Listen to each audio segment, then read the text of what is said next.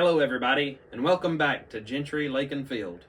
Today, I'm here in a crawl space. Now granted, it's a big crawl space. I've got some standing room, but it starts to narrow out down through there. But anyway, to where you'd have to crawl. But I know you're asking, Daniel, what are you doing in a crawl space? Well, I used to work in pest control, and I was in a bunch of crawl spaces, and it wouldn't hurt my feelings if I was never in one again. But it just so happens that this is the best place I have to do a little bit of work today. That is because today I've got a big thing going.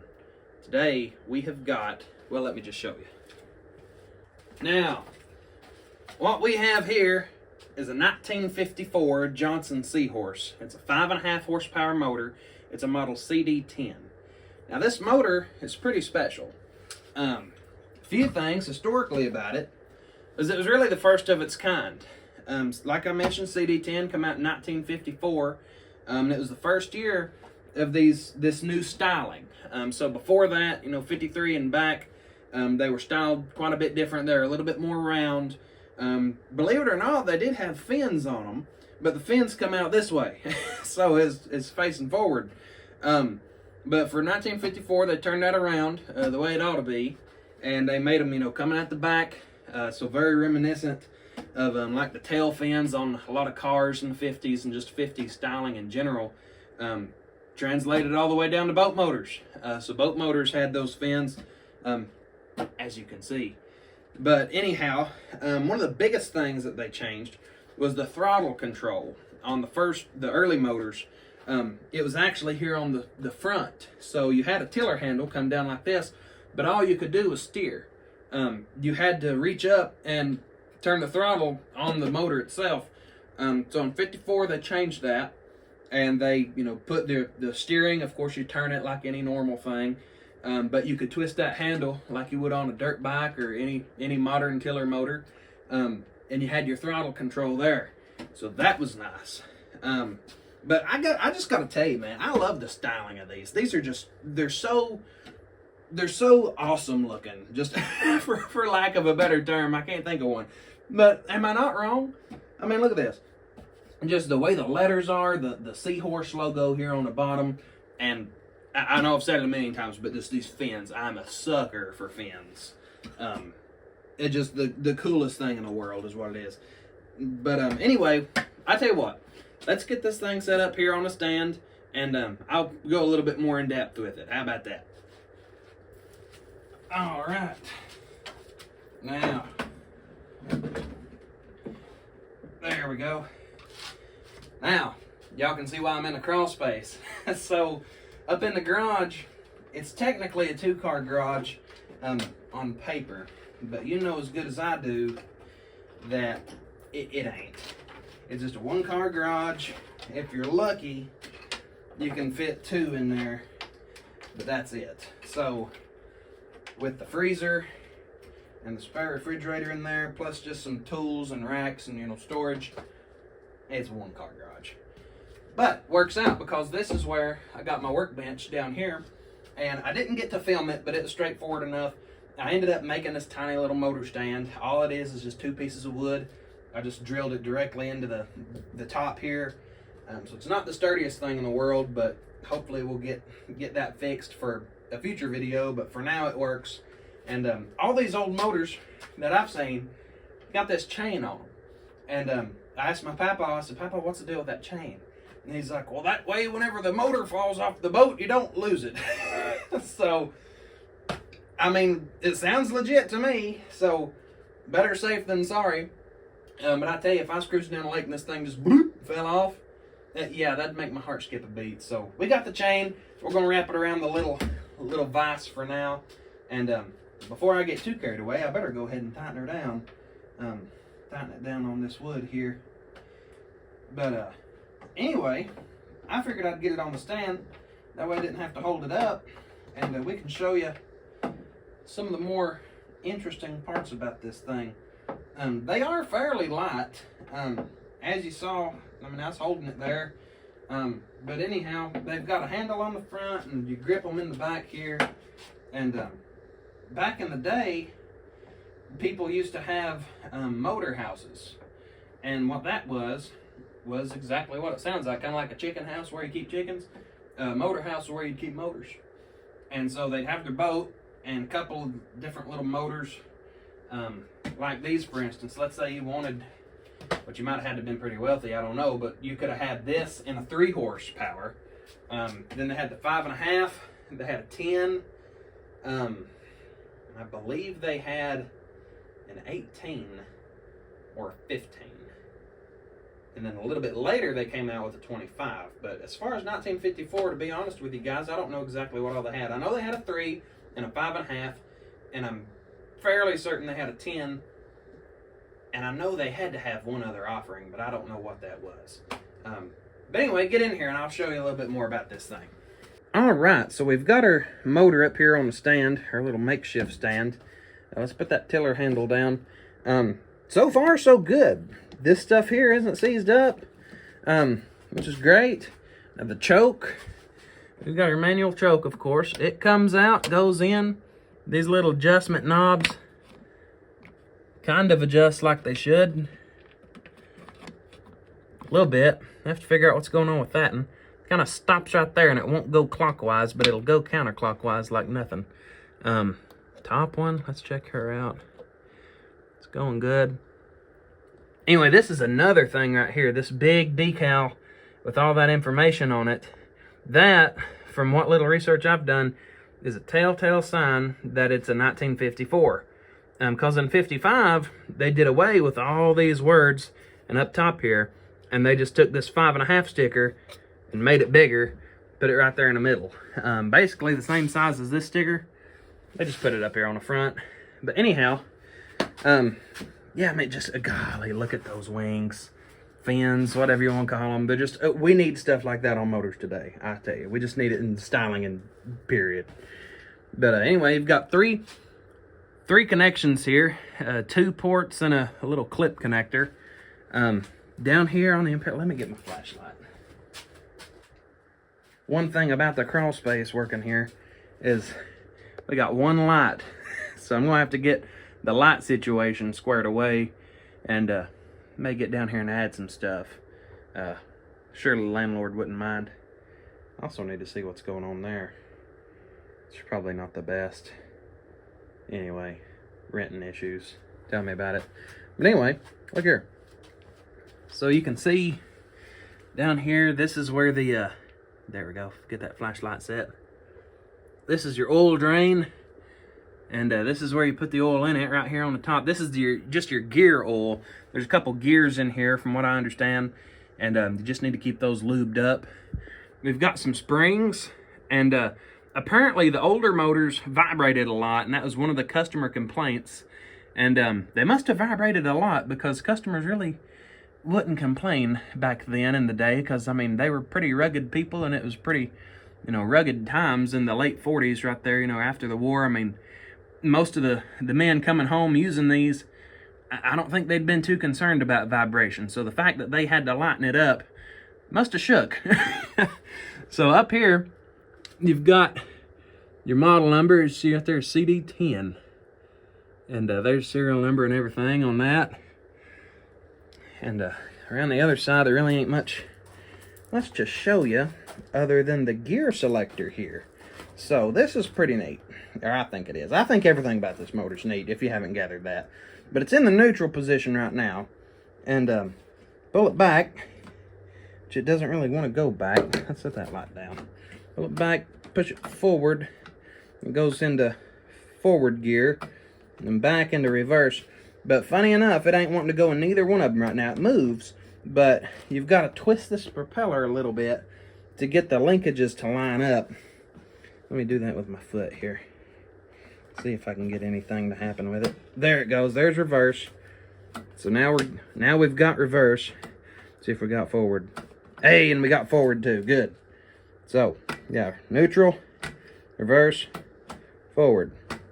So it goes in fine. It just has to line up.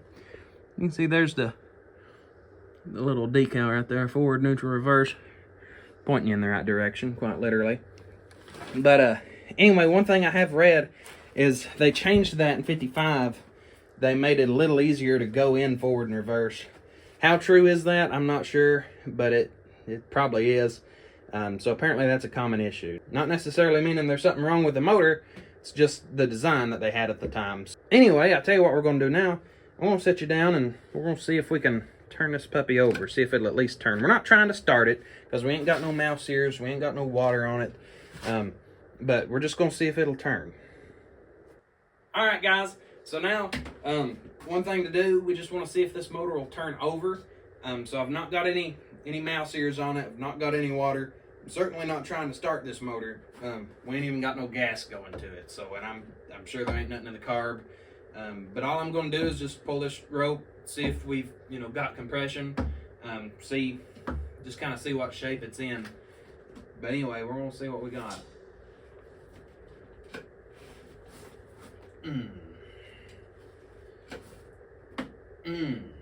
Yeah, that ain't good. So see, it wants to pull a little bit, but it should not be near that hard to pull. So I'm afraid this thing's locked up. Tell you what we're going to do. We're going to take this hood off. We're going to look in there and see what kind of shape it's in. Yeah. I certainly don't want to break nothing. But I will tell you one cool thing about these old motors is you don't necessarily have to take the entire thing off. Now, I'm sure we're going to get to that point, and I may even get there today. But what's really nice about them is anything you'd have to service a lot is right here in the back.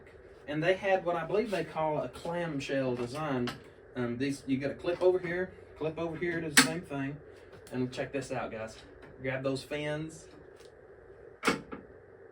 There it is. Right here, easy access into the rear. And you got both your spark plugs. And let's see, your carburetor's up front. But you've got your adjustments right here. We just got to figure out why that ain't really working right. Or if it's working right, and I just don't know. Yeah, plug wires, just pop everything off. And we're gonna get in there and do a little bit of maintenance ourselves. All right, so let me bring you around here to the rear of the old Seahorse. Check that out too. So that the inside of these is brown, and apparently all of them are. So that's kind of strange. I don't know if it's like a primer or if they just painted them brown. I don't really know what the deal is. Now, I know somebody in the comments is going to point this out, so I'll go ahead and show it to you here and make a couple little seconds about it. See that little shiny part right there on the bottom left, bottom right, up there on the top? It's kind of like a square. I don't know what that is. Something was obviously there that's been ground down. I don't know if my papa did that or if my great-grandfather did that. I ain't got a clue. But it shouldn't really cause us any issues in the future. It just may not be, 100% original. But these things don't rust because they're made out of what's called dirty aluminum. Essentially just some, extra aluminum they had after the war. Aluminum alloys. It was mixed with some other stuff. And that's what I've been told they made these out of, was just that old kind of surplus. Yeah, mostly aluminum, but it had some other stuff in it, so they just called it dirty aluminum, and they don't rust. So even though they're old, you can find them, and they're in, decent shape because of that. So here we are at the rear of the motor now, and as you can see, right here's your spark plugs, 1 and 2, and in here you've got your flywheel, big old flywheel, your string, rope, whatever you want to call it. It's wrapped up inside there. And it's got a recoil on it, but you can see this little notch right here where my finger is. I do apologize for the lights, guys. Just bear with me here. If you broke your original, you could take this hood off and tie a knot in the rope, or in a different rope. Slip it through there, wrap it around there, and then you'd be able to just pull it. Now, it wouldn't have no recoil. You'd just have to do that every time, but hopefully 1 or 2 pulls and you'd get her fired up.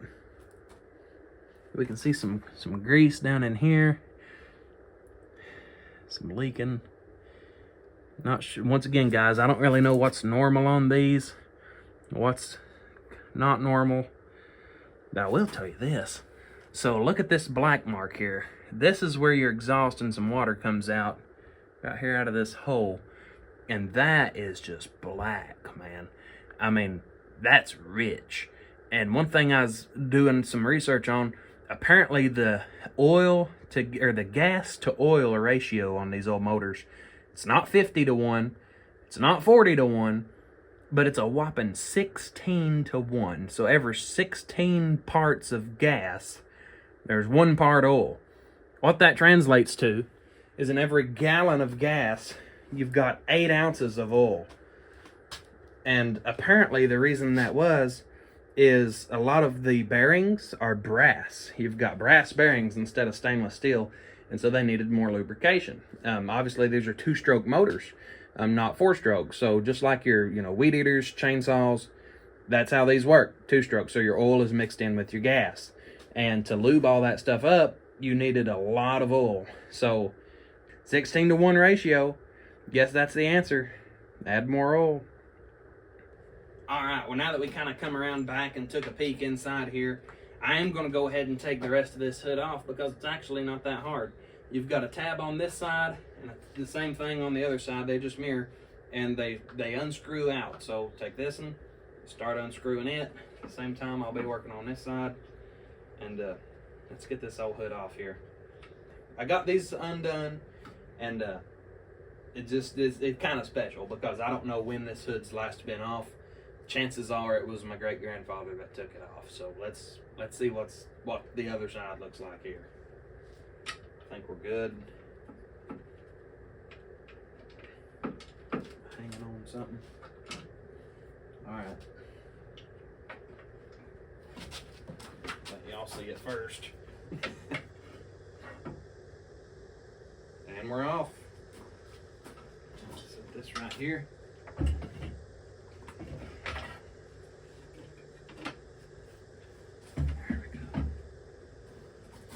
Okay, so it's kind of interesting that stays right there, but let's get up here and see what we got. All right, so right here we have got the carburetor choke. Looks like it does choke things, so that's good. These little adjustments, can't really tell what's going on there. I hear a spring clicking. Let's see if y'all can hear it. A little bit, something like that. This one here on the bottom, like I say, it's kind of hard to tell what's going on in there. I can see that shaft turning, but maybe it's bottomed out.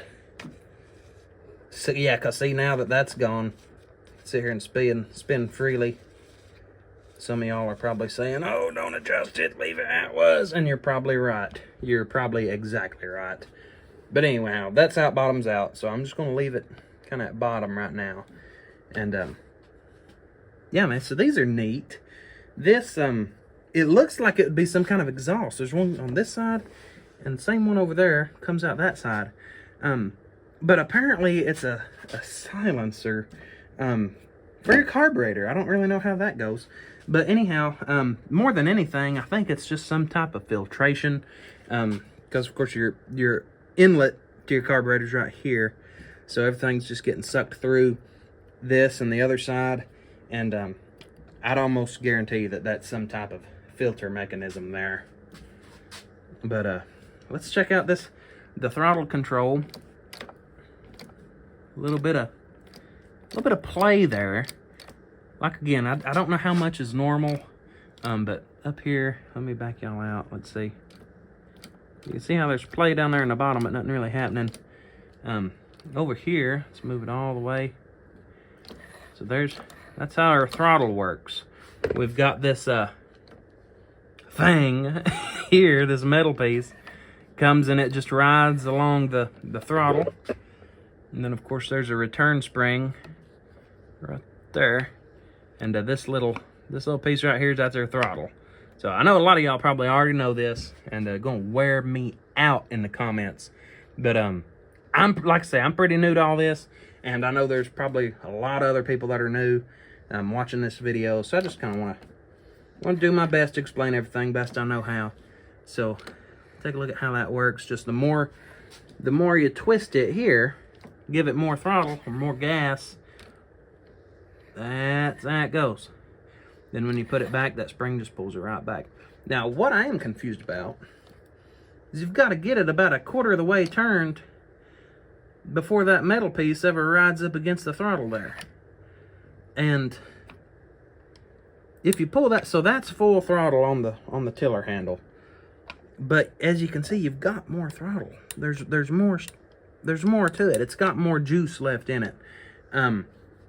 But these lines are connected. They move with it.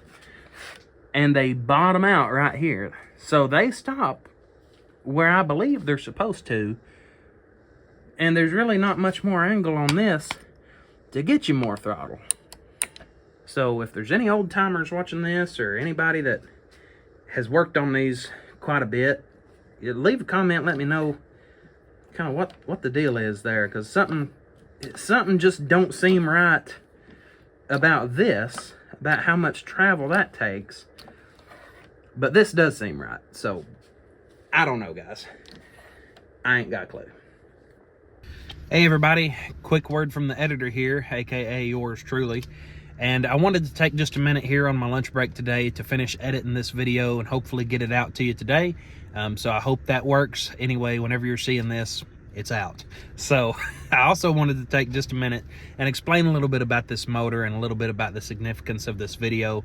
So this boat motor that you're watching me rebuild here, this 1954 Johnson 5.5 horsepower Seahorse, whenever I first got my hands on that motor, I thought it'd be really neat to film me working on it and go from where it is now to being completely done.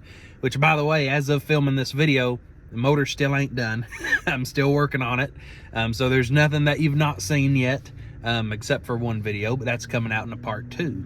So anyway, I thought it'd be cool to really document that process all the way through. I have restored a few things before, my biggest being a 1944 John Deere Model A tractor. And I took some pictures of that, but I wish I would have took some videos that would have made, you know, a great thing to, if nothing else, for me to go back and look at one day. So I decided to do that with this boat motor. But that idea is actually what started to turn into Gentry Lake and Field. That's sort of what it evolved into. So what I'm saying is everything that this channel has done and is going to do in the future, it all started with this boat motor here that you're watching me build. Or at least that's what really gave me the idea. So just thought I'd tell y'all about that. Might give you a little bit more of a different style of appreciation while you're watching that boat motor get built. Just knowing that there's more significance behind it than just any old boat motor. But it is really special to me, and I really can't wait to get that thing going. And I don't want to rush it. I want to do everything just right. Like I think I might have said in this video here, I don't want to break nothing. That's for sure. So luckily, so far, nothing's been broke. Had a few scuffs, but nothing's bad. So anyway, I really appreciate y'all for staying tuned this long. If you're liking the content, make sure to like the video, do all the things, subscribe to the channel so that you keep seeing stuff. Hit the bell so that you get notified and you see every video I put out. And also share and just tell your friends about the channel and let them watch along too. So anyway, really thank y'all for just stopping by, watching the content. This is Gentry Lake and Field, where the good old days live on.